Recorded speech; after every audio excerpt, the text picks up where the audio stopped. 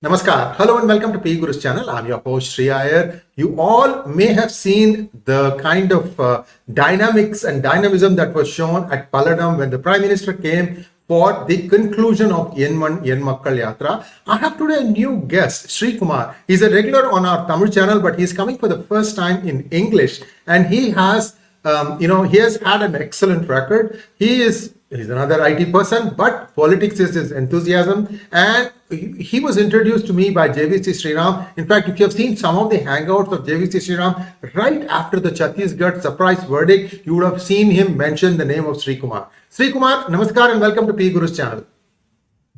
Namaskaram, sir. Srikumar, 𝗤𝙬𝗍 told me, I think around October time frame, and he said that, I'm deeply indebted to Srikumar. You should get him on your channel because he was the one who alerted me to the fact way back in June 2023 that Chhattisgarh could spring a surprise. And surprise it was. It was not a surprise. It was a gigantic surprise. I mean, so this is where you earned your praise. I mean, 𝗤𝙬𝗍 himself is a pollster. He has seen a lot of the things from the ground. For him to say that Srikumar had it right way before any of us had it right. So I tip my hat to you, Srikumar, and my apologies for taking so long to bring you on board. But it's always, even if I'm late, you are the latest. So Srikumar, if you would like to start with your opening statements, and then we will go into the today's topic, which is what is going to be the impact of 𝗖𝗏 𝗖𝗏𝗏 as well as Modi's frequent visits to Tamil Nadu on Tamil Nadu politics. Over to you. Yes, sir. Thank you very much, sir. Actually, the idea basically regarding Chhattisgarh, I should say, it propped up to me by June 2023. There are some reasons for that. Because everyone thought in Chhattisgarh, the mistakes done by the analysts were, they thought that there are about 68 seats for the Congress and 15 seats for the BJP. Even some 20 seats Congress loses, still it can hold. That was the thing. And the percentage also they saw, it was around 41% for the Congress and 31% for the BJP. So 10% gap, the BJP can't bridge it. So this was a basic, you can say, the blunder in their analysis is concerned. But what they failed to understand is the BJP has a basic structure in Chhattisgarh. It was ruling the state for more than 3 terms, about 3 terms it ruled. And the foundation, the strong foundation was laid down by none other than late 𝗏𝗏𝗏 who was the BJP president at that time, was a 𝗏𝗏𝘅 and was a BJP organizing secretary later and then became the BJP president. So it was his pet project. So 𝗏𝗏𝗏 laid down a strong foundation. The RSS, the Vanvasi Kalyan Ashram had a very good presence there. Dilip Singh Judev, so many other people, they have contributed towards its progress and growth. So the 2018 was a one-time, you can say one-time happening where the BJP lost severely to the Congress due to so many reasons, including the freebies, including the triple anti-incumbency against Raman Singh, and so many other local factors. But the few rectifications and a few strategic corrections can make the BJP can come to the, I can mention that it can come to the very much in the race. That was my assumption in June. But later I found the progress happening and the BJP identified the key weak seats and it put the candidates well in advance and it made a good manifesto and it had made a good campaigning and a good group they can mention without projecting any single person so that it will not adversely affect the other community or other leaders. So it is a brilliant one. So when I sensed that the BJP is going in that direction, I was able to mention that it could make it in Chhattisgarh, and it happened. Thank you so much, Srikumar. And we are going to watch a small video of what happened yesterday. And if you observe closely the lip movement of the Prime Minister, he's saying something to the person he's talking to. Let's just take a look at that video. Video, please.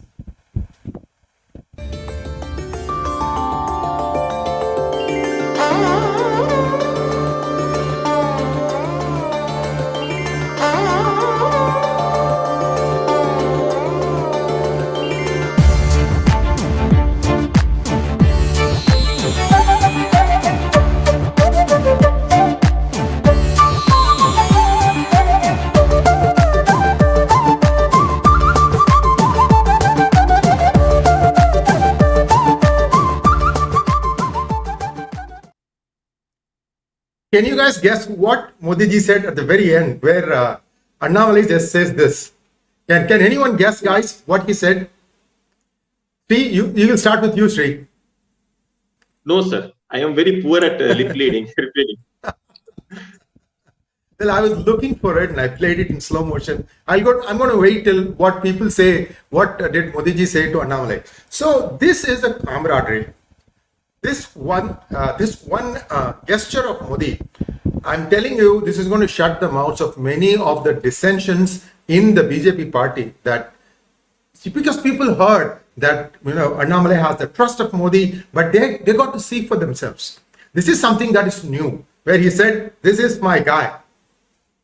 You guys have to work with him." That sort of stuff has been there. So I think it is going to be Annamalai who will be calling the shots as to who will be in coalition, what kind of seat sharing is going to happen, all that stuff. This is my opinion. I could be wrong, of course. Sree, you are the person who has, looked at this. Tell us, what do you think are the prospects of the NDA in Tamil Nadu? And numbers are coming out, 18%, 15%. Let us just set that aside for a moment. You can tell us what you think is happening. Sir, let me say that I am one among the few people I can mention that who wanted the BJP to go alone in Tamil Nadu. So many people may have that idea, but I am also one among them. So, but at that time, very famous anchors and others, and even the media people who are even sympathetic to BJP, because they used to say BJP should go an alliance with the ADMK, but I am not one among them, and I didn't share their ideas. First of all, BJP and ADMK are only electoral alliances, according to me. They are not ideological alliances. Some people say BJP and ADMK has ideological similarities. I don't feel so. ADMK is very much a Dravidian party and BJP is a nationalist party.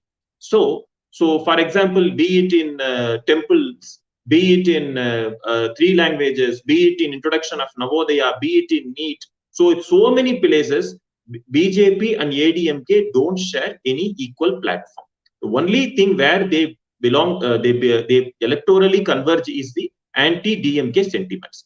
Now coming back to Annamalai. So Annamalai is one such person. So he has been rightly picked up by the BJP Central High Command, and he is entrusted the task for growing the BJP in the state.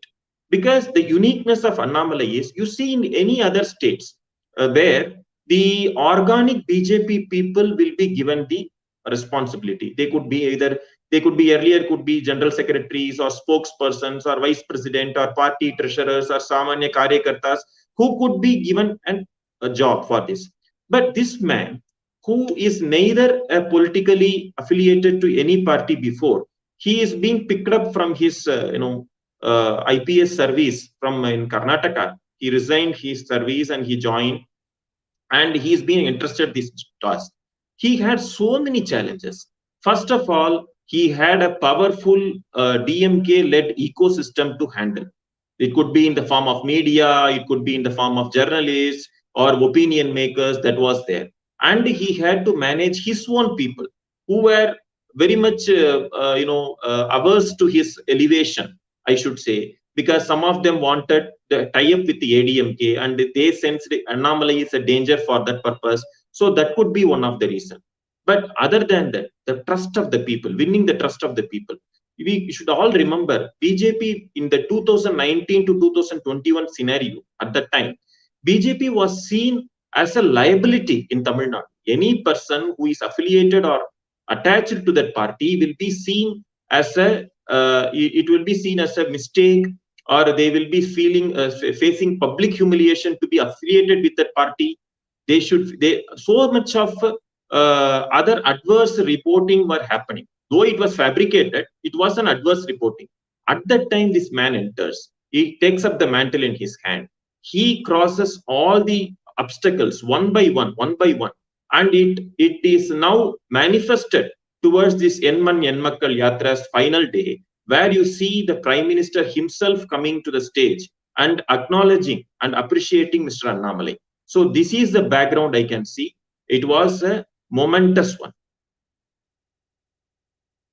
Srikumar, I have been closely watching a lot of the channels about the prospects of BJP, and many are doing very minute micro analysis. They are looking at the vote shares, they are looking at the caste distributions, because that is what the math they are used to. I have a feeling people don't understand when somebody transcends all this and just says that, look, I am your future. Just think about your children's future. What do you think you see on the other side? This is how I think he has not said this in words, but every action he does seems to indicate this to me. What do you think?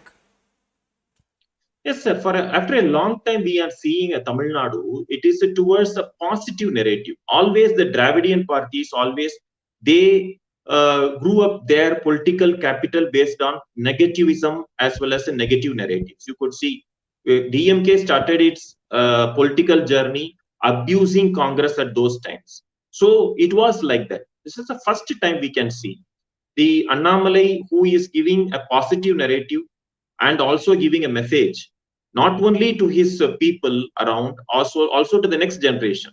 And he is a person of today's gen. So he is able to gel well, very good with the youth, women, as well as the children. That is what I can see it. So this could be a tectonic shift as well as in Tamil Nadu politics is concerned.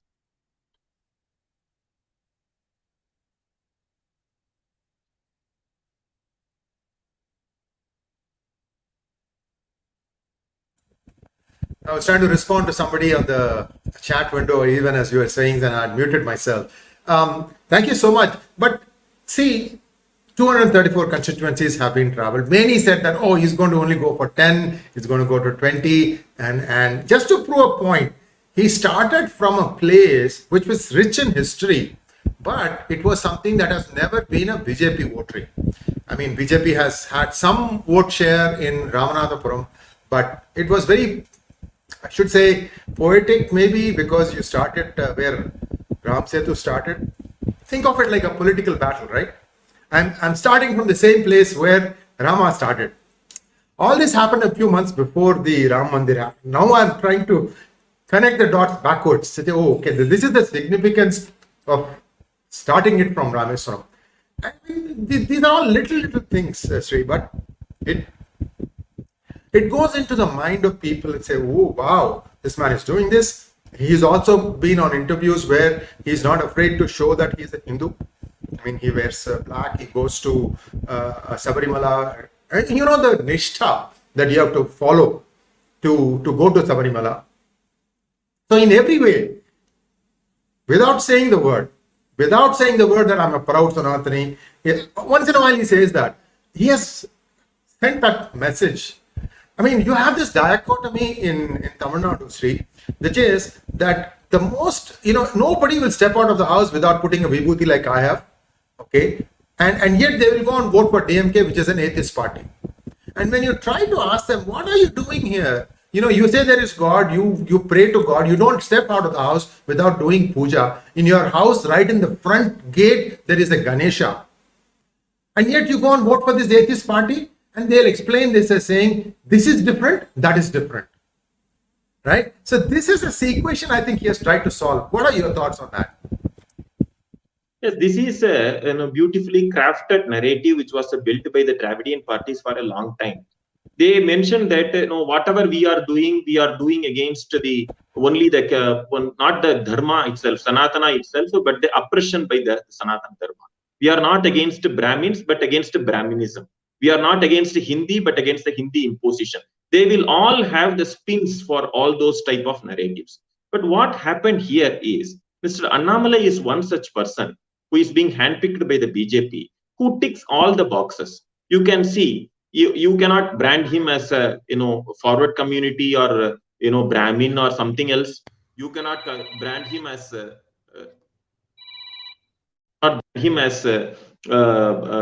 Hindi person. You cannot brand him as a non-Tamilian.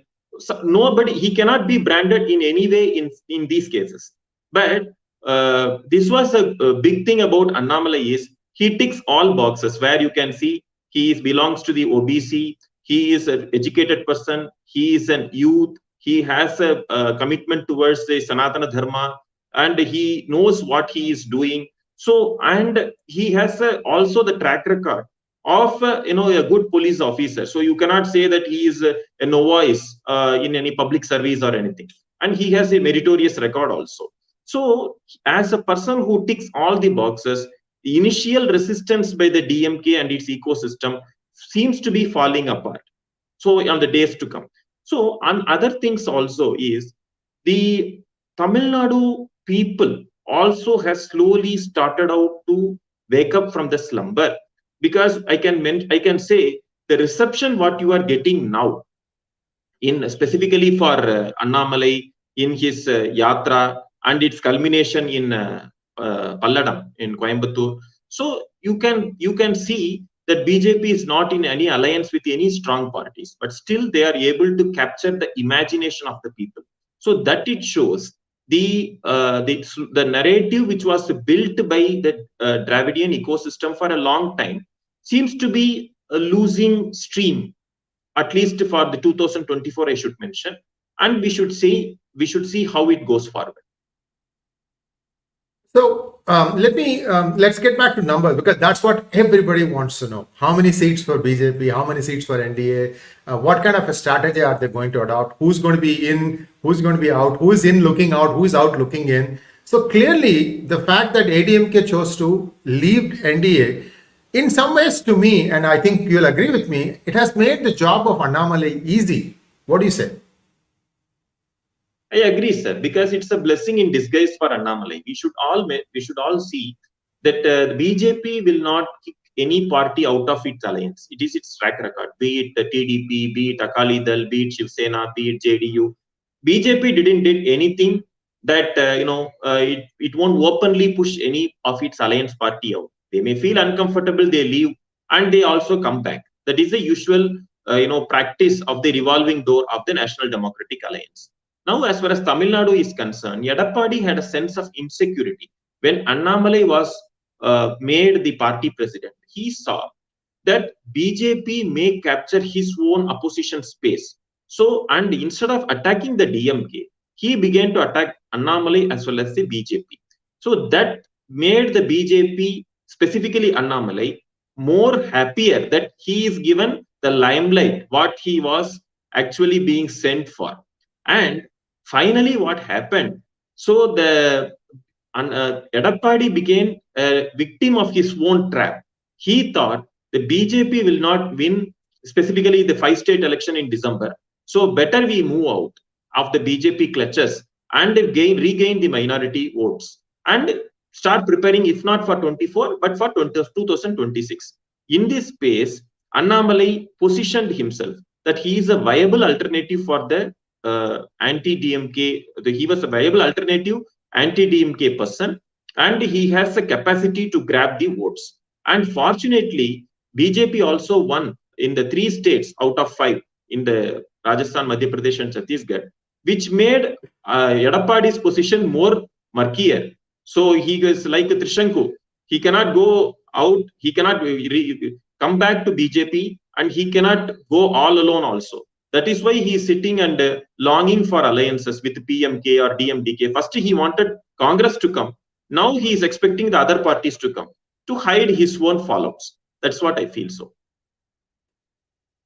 So we are getting some feedback as to what Modi ji might have told Annamalai. I kind of played it slowly, but and what I could read was shabash. That was the last word he says. And so this is something everybody understands. Shabash is shabash.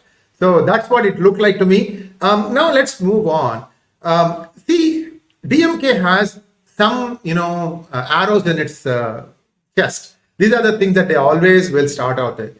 Hate Brahmins, that now has been neutralized because there are not so many to hate. I mean, even villagers are saying, where is the guy to hate? What did he do? There's nobody there, right? And in fact, some people have told me that in villages, they say, look, the Brahmin in the village has left. Now we don't have somebody who can look at something objectively with no personal stakes and rule. I mean, people have disputes. Usually these disputes are, hear my side of the story. He knows he's wrong, but he wants somebody which is third party to hear my side of the story. I've seen these panchayats being done when I was a kid. So beautifully done, but then times have changed since then. So that sort of stuff is no longer there. So that is not really getting a lot of traction. The second thing they would do is, Hindi imposition. And that also is really not going there anywhere. Then they'll say, oh, the cause of Tamils in Sri Lanka. I think this is where he did the master stroke. Your thoughts? Yes, true. Because he is, as you mentioned, rightly mentioned, he is the only political leader belonging to the ruling political party, having a state unit here, visited Sri Lanka multiple times to having, people-to-people contacts, official level contacts, delegation level contacts. So many things he was able to do. And he was able to capture the imagination of the Sri Lankan people also. As you rightly mentioned, the DMK and its people, they have a set of arrows in their quiver. So they will take as and when they require. Now, those things were, now it's things of past. Now we can say that, the new India, what I could say, even in new Tamil Nadu, I should say, they are now seeing something new. They want something new. So the old school of thoughts, that is why they are not able to capture the imagination. See, take for example, the Madurai convention of a DMK. You can see the public reception there, which was very poor. And we cannot imagine. So during the time of Karunanidhi or Annadurai, that the campaigns, that the public meetings will be jam-packed and it will be energetic people. It is not in the case of Madurai, but it happened a few weeks before. So that is why we can say, safely assume that the old traditional thought process of the Dravidian parties are not working out, or no longer it will be attracting the people anymore. Thank you so much. And viewers, also, you have to understand politics. See, they used to make fun of BJP, saying that, you guys polled lesser percentage than Nota.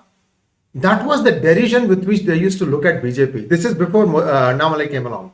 Excuse me. From that point forward, Annamalai is sort of like he was at the ground level.